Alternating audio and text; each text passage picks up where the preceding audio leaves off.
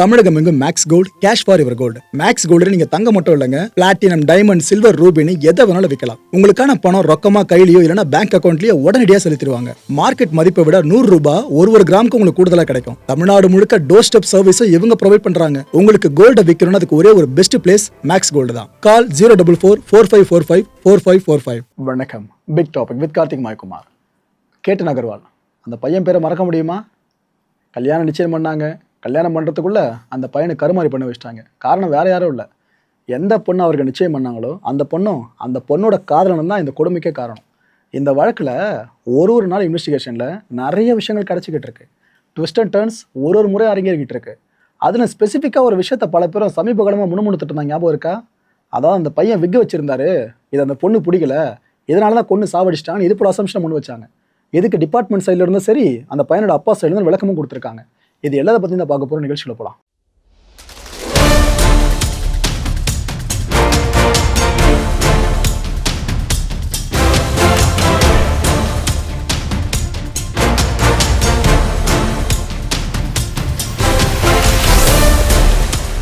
Pune based success குரூப்போட director and CMO வேறு யாரும் இல்லை, கேட்டன் விஷால் அகர்வால். இது தெரியுதா? இந்த பையன் தான், 26 வயசு பையங்க.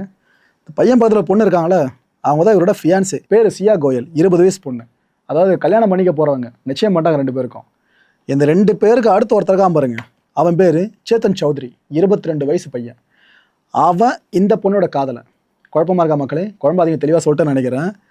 இந்த 3 பேரில் இந்த 2 மூதவங்களும் உயிரோடு இருக்குது. ஆனால் இந்த பையனை கொண்டுட்டாங்க.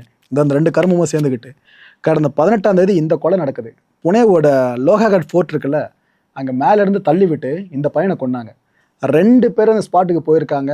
இந்த 2 பேரோட முயற்சியின் பேரில் அந்த பையனோட உயிரும் போயிருந்துச்சு. ஆக்சுவலாக இதை பற்றி நம்ம ஏற்கனவே பல விஷயங்கள் டீட்டெயிலாக பேசிட்டோம். இதுக்கு அடுத்த அப்டேட்ஸை பற்றி மட்டும் உங்களுக்கு ஒன்று ஒன்றா சொல்கிறேன். நிறைய திருப்பங்கள் இப்போ எமர்ஜ் ஆகிட்டு இருக்கு. இந்த விஷயத்தில் நிறைய உண்மைகள் வெளியே வந்துக்கிட்டு இருக்கு. அதன்படி பார்த்தீங்கன்னா, இந்த சேட்டன் இருக்கால, சியாவோட காதலன், இவன் சியா கிட்ட கேட்டிருக்கானாமா இந்த மர்டர் நடக்கிறதுக்கு முன்னாடியே, இது போல் ஒரு 3 வருஷம் மட்டும் எனக்காக வெயிட் பண்ணேன், நான் என்னோடய பிஸ்னஸில் பெருசாக வந்துடுறேன், என் கரியரில் கொஞ்சம் நான் ஸ்டேபிள் ஆகிடுவேன், அதுக்கப்புறம் நம்ம திருமணம் பண்ணிக்கலாம், இதை பற்றி பேசலாம், உன் வீட்டில் ஒன்றும் சொல்ல மாட்டாங்க, பையன்கிட்ட பணம் இருக்குல்ல, பொண்ணை கொடுக்க ரெடியாக இருப்பாங்கன்னு அவர் சொல்லியிருக்காப்புல. ஆனால் சியா என்ன சொல்லியிருக்கா, இல்லை ரொம்ப லேட்டாக சொல்கிற, ஆல்ரெடி கேட்டன்ற ஒருத்தனுக்கு என்னை நிச்சயம் பண்ணிட்டாங்க, என்கேஜ்மெண்ட்டுக்கு அப்புறம் நடந்திருக்க கூத்து போல இருக்கு, நிச்சயம் பண்ணிட்டாங்க, வர நவம்பர் மாதம் மேரேஜர் நடக்க போகுது, அதனால் இதுக்கப்புறம் பேசி என்ன பிரயோஜனம், என்னால் என்ன பண்ண முடியும்னு தெரிலன்னு இந்த பொண்ணு சொல்லியிருக்காளாம். இதுக்கப்புறம் தான் அந்த முடிவை எடுத்திருக்காங்களாம் இந்த 2 மூதவிகளும் சேர்ந்துக்கிட்டு. சரி, ஒருவேளை அந்த பையன் செத்துட்டான் அப்படின்னா இதுக்கப்புறம் அந்த பையனுக்கு இந்த இறுதி சடங்கு பண்ணுறது, அப்புறம் உன் குடும்பம் சோகமாக இருக்கிறது, அதுக்கப்புறம் சில வருஷங்களுக்கு உங்ககிட்ட திருமணத்தை பற்றி பேசாமல் இருந்துடும் உன் குடும்பம், நம்ம எதுக்காக அதை பண்ணக்கூடாது? அந்த பையன் இயற்கையாக சாகிற வயசு கிடையாது, ஹெல்தியான பையன் வேறு, நாம் 2 பேர் சேர்ந்து போட்டு தள்ளிட்டா டைம் கிடைக்குமே, நாம் கல்யாணம் பண்ணிக்கிறதுக்கு ஒரு 3 வருஷம் மினிமமாக கிடைக்குமே, அப்போ நான் எதிர்பார்த்தது நடந்துடும், நீ என்னென்ன செட்டில் பண்ணிக்கோ பண்ணிக்கோ, 3 வருஷம் கழிச்சு மேரேஜ் பண்ணி போனேன். கேவலமான இந்த ஐடியா அப்போ தான் வந்திருக்கான். இந்த கொலைக்கான டிஸ்கஷன் இருக்குல்ல, இது இந்த 2 மூதவிங்களும் எப்போ நம்ம பண்ணியிருக்காமா, பிப்ரவரி மாதம் என்கேஜ்மெண்ட் நடந்ததாக சொன்னோம் பார்த்தீங்களா, அதுக்கப்புறம் அதே மாதம் தான் இந்த டிஸ்கஷனையும் பண்ணியிருக்குங்க. இதுக்காக இந்த 2 சேர்ந்துக்கிட்டு கூகுளில் தேடி இருக்குங்களாமா. எதுக்கு கூகுள் பண்ணுற விஷயத்த மாறிச்சு பார்த்தீங்களா? 2K கிட்ஸ் பாருங்கள், சம்மந்தப்பட்ட ஒன்றும் எந்த அளவுக்கு போயிருக்குன்னு சொல்லிட்டு.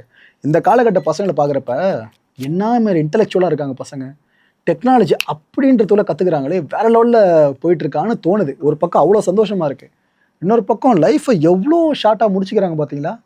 எல்லாத்தையும் சீக்கிரமாக பார்த்துட்டு வாழ்க்கை ஒரு 30 வயசு மேலே வெறுமையாடும் போல இருக்குது. அதை நினைக்கும் போது பயமாக தான் இருக்குது. இந்த 2 சேர்ந்து கூகுள் பண்ணியிருக்காங்களே, அதில் என்ன தெரியுமா தேடி இருக்காங்களா, சந்தேகமே வராமல் ஒருத்தரை கொலை பண்ணுறது எப்படி, இந்த சர்ச் வேர்டை போட்டு தேடி இருக்காங்களாமா இந்த 2 சேர்ந்துக்கிட்டு. இதில் அந்த கோட்டைன்ற பிளான் சொன்னல, கூகுளை பார்த்தா இது கன்ஃபார்ம் பண்ணிச்சோ என்னவோ தெரியல, அந்த ஃபோர்ட்டை கூப்பிட்டு போவோம் கோட்டைக்கு, அங்கே போய் தள்ளி விட்டுருவோம், அது ஆக்சிடென்ட் பண்ணி ட்ராமா பண்ணுறோன்னு அதுக்கப்புறம் 2 பேரும் முடிவு பண்ணியிருக்காங்க. யார்? இந்த சியாவும் அந்த சேட்டனும் சேர்ந்துக்கிட்டு இதுக்காக ரிஹர்சல் பண்ணியிருக்காங்களாமா. அந்த பையனை கொலை பண்ணுறதுக்கு முன்னாடி இந்த 2 பேரும் அந்த கோட்டைக்கு போயிருக்காங்களாமா. போயிட்டு என் பொசிஷன் எங்கே, உன் பொசிஷன் எங்கே, 2 பேரும் எங்கே நிற்கணும், அந்த பையனை எங்கே கூப்பிட்டு வந்து நிறுத்தணும், அதுக்கப்புறம் எப்படி அவனை அங்கேருந்து தள்ளி விடணும், சந்தேகம் வராதபடினா இந்த இடம் தான் கரெக்டாக இருக்கும்னு எதுக்கோ ரிஹர்சல் பண்ணி பார்த்துருப்பீங்க. அளவுக்கு ரிஹர்சல் பண்ணி பார்த்துருக்கீங்களா? இந்த 2 பேரும் சேர்ந்துக்கிட்டு இந்த பையனை சாவடிக்க இந்த ரிஹர்சலை பண்ணியிருக்காங்களாம். ஒருவேளை நம்ம போலீஸ்கிட்ட மாட்டிட்டா என்ன பண்ணுறது? இந்த பையன் செத்துட்டாரா நாளைக்கு கண்டிப்பாக கேள்வி வரும். என்ன விட நான் கூட தப்பிச்சிப்பேன், நான் மாஸ்க்லாம் போட்டிருக்கேன், ஹுடிலாம் போட்டு வருவேன். ஆனால் நீ மாட்டிப்பல, அந்த பையன் கூட வரது நீ தானே கூட்டு வர. சரி என்ன பண்ணுவோம், கேள்வி கேளு, நான் பதில் சொல்கிறேன்னு ரிஹர்சல் பண்ணியிருக்காங்க. இதுக்கும் நாளைக்கு இந்த பையனை கொண்ட பிற்பாடு போலீஸ்கிட்ட எப்படி பேசணுன்றது முதற்கொண்டு அந்த கோட்டை கிட்ட இருந்து 2 பேர் ரிஹர்சல் பண்ணியிருக்காங்களாமா. இந்த விஷயத்தை இப்போ வெளியே கொண்டு வராங்க. இந்த கொலை நடக்கிறதுக்கு முன்னாடியும் சரி, நடந்ததுக்கு அப்புறமும் சரி, போலீஸ்க்கு தடையுமே கிடைச்சிடக்கூடாதுன்னு சொல்லிட்டு இந்த சியாவோட செல்ஃபோனாக இருக்கட்டும், சேட்டனோட செல்ஃபோனாக இருக்கட்டும், அதில் இருந்த எல்லா விதமான கான்வர்சேஷன் டெலிட் பண்ணியிருக்காங்க. டெக்ஸ்ட் அமைச்சிருந்தாங்கன்னா டெலிட்டு, இந்த கால் லாக் இருக்குது பார்த்தீங்களா, இன்கமிங் கால் அவுட் கோயிங் கால்னு, அந்த லிஸ்ட்டும் ஃபுல்லாக டெலிட்டு. சேட் எதை பண்ணாலும் ஃபுல்லாக டெலிட்னு. இந்த மர்டருக்கு முன்னாடி என்னென்ன பிளான் போட்டாங்களோ அதுவும் டெலிட்டடு, மர்டருக்கு அப்புறமும் செல்ஃபோனில் இருக்க தடயங்களை ஃபுல்லாக டெலிட் பண்ணிட்டு இருக்காங்க.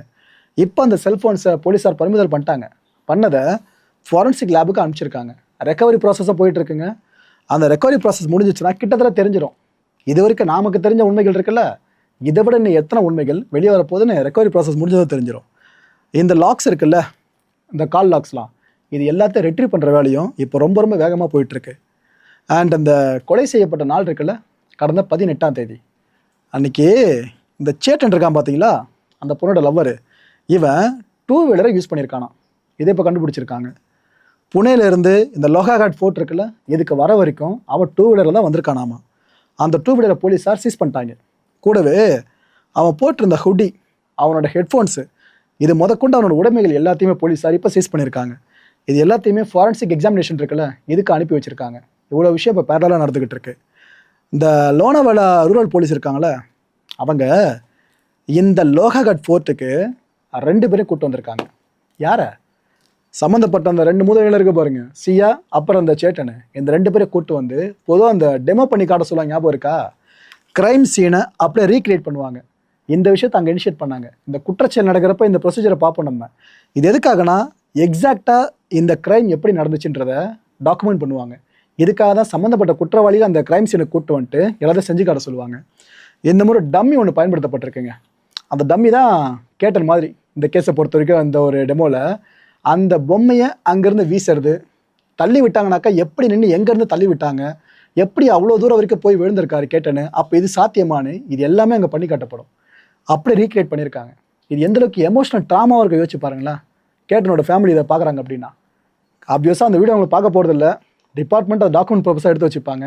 ஆனால் இந்த ஒரு ப்ரொசீஜர் நடக்குதுன்றது அந்த குடும்பத்துக்கு அவ்வளோ தூரம் ஒரு மாதிரி இருக்கும் எமோஷ்னலாக.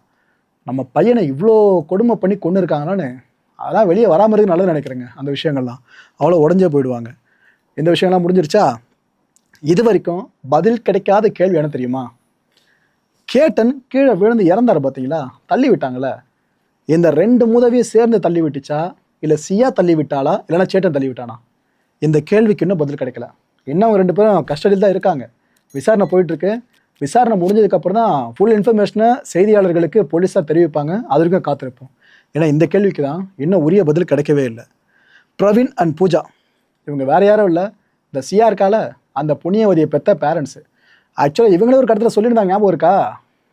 அவள் மட்டும் நீங்கள் சொல்கிற மாதிரி குற்றத்தில் ஈடுபட்டிருந்தாள்னா அந்த பையனை தள்ளி விட்ட மாதிரி அவளையும் தள்ளி விட்டு சாவச்சிருங்க, அப்பேற்பட்ட பொண்ணே வேணான்னு ஏற்கனவே இவங்க கதறி இருந்தாங்க. இப்போ அவங்க நிலைமை என்ன தெரியுமா?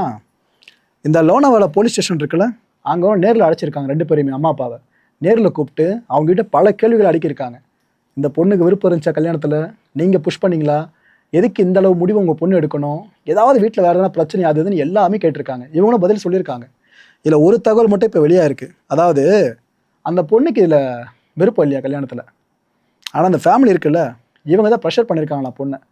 இதை சொல்லி அந்த பையன் சத்தை நியாயப்படுத்த முடியுமாங்க? வீட்டில் ப்ரெஷர் பண்ணால் அந்த பையனை சாவடிக்கிறதா? இதை நியாயப்படுத்த முடியாது. ஆனால் இப்போ அவங்க சொல்லியிருக்கிறது இந்த விஷயம் தான் ஸ்டேஷனில். Okay right. வைபவ் ஜாதவ் இவர் யாருன்னா, இந்த பாலியில் கேட்டனுக்கும் சியாவுக்கும் ஒரு ஃபோட்டோ ஷூட் நடத்தலாம், ப்ரீ வெட்டிங் ஷூட் ஒன்று பண்ணுவோன்ட்டு பிளான் பண்ணாங்க பார்த்தீங்களா. அந்த டைமில் கேட்டனோட வீட்டிலேருந்து ஒரு காரில் தான் இவங்க ஏர்போர்ட்டுக்கு போயிருக்காங்க. அது ஒரு கேபு, அந்த கேபோட டிரைவர் தான் இந்த வைபவ் ஜாதவ். இவர் இப்போ சில விஷயங்களை சொல்கிறாருங்க ஊடகங்களுக்கு.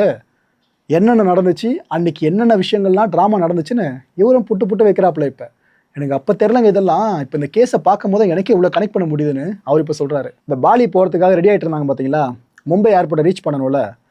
அப்போது 4 பேரை இவர் தன்னோட கேபில் ஏற்றிருக்காராமா. காலையில் 10 மணிக்கு நடக்குது இது. 4 பேர் யார் யார்? கேட்டன் ஒருத்தர், அப்புறம் கேட்டனோட சிஸ்டர், அப்புறம் இந்த சியா இருக்கால இவ ப்ளஸ் இவரோட பிரதர் சாஹில்னு ஒருத்தர். இப்படி 4 பேர் தான் அந்த கேபில் ஏறி இருக்காங்க. ஆக்சுவலாக சியா அந்த காரில் ஏறவே மாட்டேன்னு சொன்னாங்களாமா, அடம் முடிச்சாங்களாமா, நான் வரல இந்த காரில் ஏற மாட்டேன்ட்டு. அதுக்கப்புறம் சியாவோட பிரதர் இருக்கார்ல சஹில், அவர் தான் ஃபோர்ஸ் பண்ணி காரில் ஏற்றிருக்காராமா இந்த பொண்ணை. இது இந்த கேப் டிரைவர் இப்போ சொல்கிறாரு. இதுக்கப்புறம் மற்ற 2 பேர் இருக்காங்களே, கேட்டன் அப்புறம் அவரோட சிஸ்டர், இவங்களும் காரில் ஏறிட்டாங்க. ஸோ 4 பேர் காருக்குள்ளே ஏறியாச்சா. மும்பை புனே எக்ஸ்பிரஸ் வே இருக்குல்ல, அங்கே நம்ம கேபு போயிட்டு இருந்துச்சு. அந்த டைமில் சியா பொண்ணு வண்டியை நிறுத்துங்க அப்படின்னு சொன்னான். எதுக்குமான்னு கேட்டால், ஃபுட் மால் இருக்குது, அங்கே போய் டீ சாப்பிடலாம் அப்படின்னு அந்த பொண்ணு தான் சொல்லிச்சாமா. இனிஷியேட் பண்ணியிருக்கிறது அந்த பொண்ணு தான். இதுக்கப்புறம் 10 நிமிஷம் கழிச்சு என்ன இருக்கான், அந்த பொண்ணு மட்டும் கேபு கிட்ட வந்திருக்காங்களாமா. வந்தவங்க, ஆனால் கொஞ்சம் பின்னாடி பூட்டை கொஞ்சம் ஓப்பன் பண்ணுங்களேன் அப்படின்னு இருக்காங்களாம். அவரு சரின்னு ஓப்பன் பண்ணியிருக்காரு. அந்த பொண்ணு அவங்களோட பர்ஸை எடுத்து பர்ஸுக்குள்ளேருந்து எதையோ ஒன்று எடுத்திருக்காங்களாமா. பர்ஸ் எடுத்து அதுக்குள்ளே எதோ எடுத்திருக்காங்களாமா. அதுக்கப்புறம் 15 நிமிஷம் கழிச்சு இவங்க எல்லாருமே திரும்ப காரில் ஏறிட்டாங்க. மும்பை ஏர்போர்ட் இருக்குல்ல, அதை நோக்கி கார் பயணப்பட ஆரம்பிச்சிடுச்சு. அந்த பொண்ணு பர்ஸ் வந்து வேறு எதை எடுத்துருக்க முடியும்னு நினைக்கிறீங்க? இவங்க எல்லாரோட பாஸ்போர்ட்ஸ் இருக்குல்ல, இதெல்லாம் அந்த பர்ஸில் தான் வச்சுருந்தாங்களே. அப்போ இவருக்கு தெரில, இப்போ செய்தியை பார்க்கும்போது தான் அவர் கனெக்ட் பண்ணுறாரு, ஒரு அந்த பாஸ்போர்ட் தான் அந்த பொண்ணு எடுத்துருக்குமோ அப்படின்னு சொல்லிட்டு. இதுக்கப்புறம் மும்பை ஏர்போர்ட்டில் இந்த 4 பேரையும் அந்த டிரைவர் இறக்கி விட்டார். இறக்கி விட்டு ஒரு கார் கிளம்பிடுச்சு. ஒரு 200 மீட்டர்ஸ் தொலைவில் வந்திருக்கும். அந்த டைமில் இந்த 4 பேரும் கால் பண்ணுறாங்களா அவருக்கு. ஆனால் இது போல் உங்கள் காரில் ஏதாவது பாஸ்போர்ட் விழுந்துருச்சான் பாருங்கண்ணே, ஒரு குட்டி பேக் இருக்கும், அங்கே இருக்கான் பாருங்கன்னு சொல்லியிருக்காங்க. அவரை சிலண்டு காருக்குள்ளே தேடி பார்த்துருக்காரு. ஒரு சின்ன பேக் மட்டும் கிடச்சிருக்கு. அந்த பேக்கை ஏர்போர்ட் கிட்ட வந்து அவரே ரிட்டர்ன் பண்ணிட்டாரு. அந்த 4 பேர்கிட்ட அவரே திரும்ப கொடுத்துட்ருக்காரு. ஆனால் அந்த பேக்கில் தான் பாஸ்போர்ட் இருந்துச்சா, இல்லை சந்தேகம் வராமல் இருக்க வேறு எதனா வேலையை சியா பார்த்துருந்தாலும் யாருக்கு தெரியும். இந்த விஷயத்த சொல்லிட்டாரா. இதுக்கப்புறம் அந்த கார் அங்கேருந்து கிளம்பிடுச்சு. ஒரு 500 மீட்டர்ஸ் வரைக்கும் போயிருப்பார் காரில். திரும்ப இவங்க ஃபோன் பண்ணுறாங்க 4 பேரும். ஃபோன் பண்ணி, ஆனால் இது போல் என் கூட வந்த ஒருத்தரோட பாஸ்போர்ட் மிஸ்ஸிங்கு, அது காருக்குள்ளே இருக்குமான்னு தெரியல, அதான் முதலே கேட்டோம், நீங்கள் கொடுத்த அந்த சின்ன பேக் இருக்குல்ல, அதில் அந்த பாஸ்போர்ட் இல்லை, உங்கள் காரை கொஞ்சம் தேடி பாருங்களேன் அப்படின்னு இருக்காங்க. சரிமான்ட்டு காரை நிறுத்திட்டு அவரும் ஃபுல்லாக காரை தோண்டி தொலைவு எடுத்திருக்காரு, எதுவுமே கிடைக்கல. அதுக்கப்புறம் அவங்க கேட்டாங்க, அவங்களுக்கு டவுட் வந்துடக்கூடாதுன்னு வீடியோ கால் வர சொல்லியிருக்காரு. வீடியோ காலில் ஒட்டுமொத்த காரோட இன்டீரியரையும் காமிச்சிருக்காப்புல, இன்சைடு ஃபுல்லாக பாருங்கள், இங்கே தட்டு அங்கே தட்டு ஃபுல்லாக காமிச்சிருக்காரு. இதுக்கப்புறமா சரி அவசரத்தை புரிஞ்சுக்கிட்டு காரை எடுத்துகிட்டு ஏர்போர்ட்டை திரும்பி போயிட்டாருங்க. போனவர் அவங்க 4 பேரையும் அங்கே கூப்பிட்டு அந்த காரை ஃபுல்லாக அவங்கள வச்சு சோதிக்க வச்சிருக்காரு. அப்பயும் பாஸ்போர்ட் கிடைக்கல. இதுக்கப்புறம் என்ன, ஒருத்தருக்கு பாஸ்போர்ட் இல்லை, மாப்பிள்ளைக்கே இல்லை அப்படின்னா எல்லாரும் கிளம்பி ஜாலியாக வாலி போக முடியும்? அவ்வளோதான், போல திரும்ப வந்துட்டாங்க. எல்லாரும் ஏர்போர்ட்லேருந்து கிளம்பி வந்தாச்சு. ஆக்சுவலாக சியா இருக்கால, இவளும் சரி அவரோட பிரதர் சஹிலும் சரி 2 பேரும் புனேலேருந்து ரபத் வரைக்கும் வாக்குவாதம் பண்ணிகிட்டே இருந்தாங்களாமா. அந்தளவுக்கு 2 பேரும் ஷவுட்டிங் பண்ணிகிட்டே இருந்தாங்களாமா. இது ஏன் எதுக்குன்னு எனக்கு தெரியாதுங்கன்னு அந்த கேப் டிரைவர் இப்போ சொல்லியிருக்காரு. ஸோ பாஸ்போர்ட்டை இந்த பொண்ணு மட்டும் தான் ஆக்சஸ் பண்ணியிருக்க முடியும், இந்த கேட்டனோட பாஸ்போர்ட்டை. அதை ஆக்சஸ் பண்ணி பாலிக்கு போக விடாமல் தடுத்துருக்கா அப்படின்னா வேறு எதுக்காக இருக்க முடியாது, அந்த பையனை கொலை பண்ணுறதுக்கு மட்டும்தான், வேறு இதில் வேறு வாய்ப்பே கிடையாது. ஆக்சுவலாக இதை தான் போலீஸாரை இப்போ கன்ஃபார்ம் பண்ணியிருக்காங்க. என்ன தெரியுமா சொல்கிறாங்க, எங்களுக்கு தெரிஞ்சு சியா மேலே தான் இங்கே பெரிய சந்தேகம் இருக்குது, அந்த பொண்ணு தான் கேட்டனோட பாஸ்போர்ட்டை திருடி அதை டெஸ்ட்ராய் பண்ணியிருக்கணும்னு சொல்கிறாங்க. ஆக்சுவலாக இந்த ஒரு கொலைக்கான ப்ரைமரி ஸ்டெப்பே இதுதான் சொல்கிறாங்க. ஏன்னா அந்த பாஸ்போர்ட் மட்டும் கிடச்சிருந்தா யோசிச்சு பாருங்கள், பிளான் பண்ணபடி பாலிக்கு போயிருப்பாங்க, ப்ரீ வெட்டிங் ஃபோட்டோ ஷூட்டும் நடந்திருக்கும். அதுக்கப்புறம் அந்த பொண்ணுக்கு மனசு மாறிச்சனால மேபி இல்லைனா அடுத்து வந்து திரும்ப கொலை பிளான் போட்டால் கூட இப்போ அந்த பையனோட உயிர் போயிருக்காது. ஸோ இதுதான் அவங்களோட ப்ரைமரி பிளான்னே சொல்கிறாங்க. அந்த பையனை போடாமல் இங்கே தடுத்து நிறுத்து, அதுக்கப்புறம் நான் வர 2 பேர் சேர்ந்து கொள்ளுவோன்னு அந்த சேட்டன் இருக்கால, அவன் போட்டு கொடுத்த பிளான் படிக்கு சியா இங்கே பிஹேவ் பண்ணியிருக்க மாதிரி தான் போலீஸார் சொல்கிறாங்க. கேட்டனோட அப்பா இருக்கார்ல விஷால், அவர் ஒரு மெழுகுவர்த்தி ரேலியில் கலந்துக்கிட்டாருங்க. ஒரு பெரிய ஊர்வலம் நடந்துச்சு, அதில் கலந்துக்கிட்டாரு. அதில் என்ன தெரியுமா கேட்குறாங்க எல்லாருமே, அந்த பையனோட சாவுக்கு நீதி கொடுங்க. அப்பாவை தான் கேட்குறாரு, என் பையனை கொன்னாங்களே அதுக்கு நீதி வேணும்னு கண்ணீர் மல்க அவங்க ஃபுல்லாக அந்த ஊர்வலத்தில் கலந்துக்கிட்டாங்க. இப்போ மக்களுக்கு நான் ஒன்று கேட்டுக்கிறேன்னு அந்த விஷால் அவருக்கு சொல்கிறாங்க. என்ன தெரியுமா கேட்குறாரு, என் பையன் கொலை செய்யப்பட்ட அந்த ஒரு ஃபோர்ட் இருக்குல்ல, அந்த கோட்டை, அந்த கோட்டையில் அந்த டைமில் இந்த 3 பேர் மட்டும் இருந்திருக்க மாட்டாங்க, நிறைய பேர் இருந்திருப்பீங்க. உங்களுக்கு ஏதோ அந்த வழக்கை பற்றி ஒன்றாச்சு தெரிஞ்சிருக்கலாம், ஒரு துப்பாச்சு தெரிஞ்சிருக்கலாம். தயவு செஞ்சு போலீஸார்கிட்ட வந்து சொல்லுங்கள். அந்த டைமில் அங்கே இருந்த மக்கள் யாராவது இந்த விஷயம் தெரிஞ்சிருச்சுனாக்கா நீங்கள் சொல்கிற ஒரு தகவலும் குரூஷியலாக மாறுங்க, இந்த இன்வெஸ்டிகேஷனை பெருசாக கொண்டு போக உதவுன்னு அந்த மனுஷன் இப்போ கண்ணீர் மல்க கோரிக்கை எடுத்துக்கிட்டு இருக்காரு. ஆக்சுவலாக ஒரு நல்ல விஷயம் என்ன தெரியுமா, அந்த டைமில் அந்த ஃபோர்ட்டுக்கிட்ட இருந்த மக்களில் பல பேரும் ஸ்டேஷனுக்கு வராங்க, அவங்களுக்கு தெரிஞ்ச விஷயம்னு சொல்கிறாங்க. அதுவே பெரிய விஷயம் தான். இவ்வளோ அப்டேட்ஸ் ஒன்று கிடச்சிக்கிட்டு இருக்கா, ட்விஸ்ட்டு ஒன்று விழுந்துக்கிட்டு இருக்கா. இதில் அடுத்த ஒரு பெரிய கான்ஸ்பிரசி ஒன்று, நிறைய பேர் அதை கன்ஃபார்ம்னு சொல்லி செய்திகளை பிரசுரிக்க ஆரம்பிச்சிட்டாங்க. ஆனால் சம்மந்தப்பட்டவங்க சைடில் கேட்குறப்ப எங்களுக்கு அதில் பெருசாக சந்தேகம் போலங்க அப்படின்றாங்க. என்னன்னா, கேட்டன் அகர்வால் இருக்கார்ல, அவர் ஆக்சுவலாக தலைமுடி குறைவாக இருந்ததுனால இந்த ஹேர் பேட்ச்னு சொல்லுவாங்க, அதாவது கிட்டத்தட்ட வெகுமர் தான் அது, ஒரு சிஸ்டம் அதை தலையில் வச்சுப்பாங்க பார்த்தீங்களா, அது போல் இருந்தார். ஆக்சுவலாக இந்த விஷயம் அந்த சியா பொண்ணுக்கு தெரியாது. அந்த சியா பொண்ணுக்கு என்கேஜ்மெண்ட்டுக்கு அப்புறம் தான் இந்த விஷயமே தெரிஞ்சுது. சரி, எப்படி நம்ம இது போல ஒரு உருவ தோற்றம் கொண்டவர் கூட ஒன்றா இருக்க முடியும், அப்படி நல்லா இருந்ததும் அழகுன்ற மாதிரி அந்த பொண்ணு நினச்சி இந்த விஷயத்த அவரோட காதலிக்கிட்ட சொல்லி அதுக்கப்புறம் 2 பேரும் சேர்ந்து இந்த ஒரு காரணத்துக்காக தான் அந்த பையனை கொண்டாங்கன்னு ஒரு கான்ஸ்பிரசியை பல பேர் பேச ஆரம்பிச்சிட்டாங்க. ஆக்சுவலாக இது விஷால் வரைக்கும் போச்சுங்க. யார்? கேட்டனோட அப்பா இருக்கால விஷால் அகர்வால், அவர் வரைக்கும் போச்சு. அவர் என்ன சொல்கிறாருன்னா, இல்லை தம்பி, எங்களுக்கு தெரிஞ்சு என் பையன் யூஸ் பண்ணார் தான், நான் இல்லைன்னு சொல்லலை. ஆனால் இந்த விஷயத்த என்கேஜ்மெண்ட்டுக்கு முன்னாடியே சியாக்கிட்டேயும் சொல்லிட்டோம், அவங்க ஃபேமிலிக்கிட்டேயும் சொல்லிட்டோன்னு சொல்கிறாரு. அவர் நினச்சிருந்தா ஃபேமிலிகிட்ட மட்டும் சொல்லிட்டோன்னு சொல்லியிருந்தாருன்னா சியாக்கு அந்த விஷயத்த ஃபேமிலி மேபி மறைச்சிருக்கலாம். ஆனால் அவர் என்ன சொல்கிறாரு, சியாக்கும் தெரியும்ன்றாரு. அப்போ இதை மட்டும் காரணமாக வச்சுருந்தாங்கன்னா முதல்ல சொல்லியிருப்பாங்களே, எங்கள் ஆட்சேபம் பண்ணி சொல்லியிருப்பாங்களே, பட் எதுவுமே சொல்லலையே. அதனால் இதுக்கு மட்டும் காரணமாச்சு என் பையனை அவங்க கொண்டிருக்க வாய்ப்பு இல்லைன்னு விஷால் அவர்களை மறுக்கிறாங்க. இந்த ஹேர் பேட்ச் இதுக்கு ஒரு காரணமாக இருக்காதுன்ற மாதிரி தான் அவர் சொல்கிறாரு. மக்களை இந்த கான்டென்ட்டை பொறுத்தவரைக்கும் மனசில் ஒரே ஒரு வினாருக்கு முடிஞ்சதுக்கான பதில் கீழே கமெண்ட் செக்ஷனில் கமெண்ட் லீவ் பண்ணுங்கள். இந்த கதையில் யார் முக்கியமான வில்லன்னு நீங்கள் நினைக்கிறீங்க? எதுக்காக? அடுத்த நிகழ்ச்சியை சந்திக்கலாம். நன்றி, வணக்கம். தமிழகம் எங்கும் maths gold, cash for your gold. Max Gold நீங்க தங்க மட்டும் இல்லைங்க, பிளாட்டினம், டைமண்ட், சில்வர், ரூபினி எதை வேணாலும் விற்கலாம். உங்களுக்கான பணம் ரொக்கமா கையிலயோ இல்லைன்னா பேங்க் அக்கௌண்ட்லயோ உடனடியாக செலுத்திடுவாங்க. மார்க்கெட் மதிப்பை விட 100 ரூபாய் ஒரு கிராமுக்கு உங்களுக்கு கூடுதலா கிடைக்கும். தமிழ்நாடு முழுக்க டோர் ஸ்டெப் சர்வீஸை இவங்க ப்ரொவைட் பண்றாங்க. உங்களுக்கு கோல்ட விற்கணும்னா அதுக்கு ஒரே ஒரு பெஸ்ட் பிளேஸ் மேக்ஸ் கோல்டு தான். கால் 04445454545. என் நண்பர் மாயம் ஸ்டுடியோஸ் நேயர்களே, மாயம் பக்தின்னு ஆன்மீகத்துக்காக பிரத்யேகமா ஒரு சேனலை கொண்டு வந்திருக்கோம். மறக்காம சப்ஸ்கிரைப் பண்ணி அந்த சேனலுக்கு உங்களோட ஆதரவை மனப்பூர்வமா தெரிவிங்க. வணக்கம் மாயம் ஸ்டுடியோஸ் நண்பர்களே. மாயம் ட்ரெண்ட்ஸ் அப்படின்ற ஒரு புதிய ஃபேஸ்புக் பேஜை ஓப்பன் பண்ணியிருக்கோம். நீங்கள் யூடியூப்ல பார்த்துட்டு இருக்கீங்களா நம்மளோட கான்டென்ட்ஸ்லாம், இதெல்லாம் விட ஒரு படி மேலே ரொம்ப கிறிஸ்பாகவும் ரொம்ப சூப்பராகவும் நிறைய கான்டென்ட்ஸ் உங்களுக்கு இந்த பேஜில் காத்துட்டு இருக்குங்க. ஸோ உடனடியாக ஃபேஸ்புக் பிளாட்ஃபார்ம் போங்க, மாயம் ட்ரெண்ட்ஸ்னு டைப் பண்ணி சர்ச் பண்ணி நம்ம பேஜை ஃபாலோ பண்ணுங்க. அப்படியே நம்ம சேனலையும் நீங்கள் சப்ஸ்கிரைப் பண்ணிட்டீங்க அப்படின்னா இன்னும் நிறைய புது புது கான்டென்ட்ஸை உங்களுக்காக ப்ரொடியூஸ் பண்ணி கொடுத்துக்கிட்டே இருப்பாங்க. நீங்கள் பண்ணுற ஒவ்வொரு சப்ஸ்கிரிப்ஷனும் எங்களுக்கு பெரிய மோட்டிவேஷனாக அமையும்.